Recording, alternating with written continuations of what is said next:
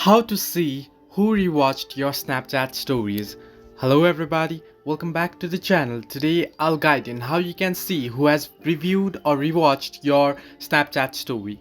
Now, Snapchat does have a feature, but however, what you have to do is first open up the Snapchat app. You'll get an interface like this. Now head into your profile or Bitmoji icon that you can find at the top left corner of the screen. And then head into the gear icon or settings icon at the top right corner that you can find.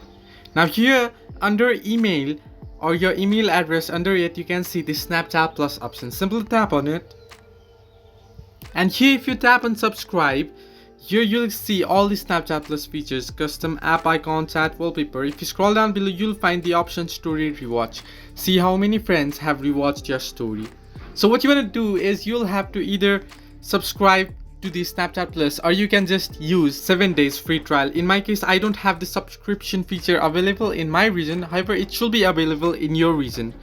Once you do it, you should be able to view who has rewatched your Snapchat stories. Hope this helped you. Do like and subscribe, and do not forget to leave a comment down below if you have any further issues.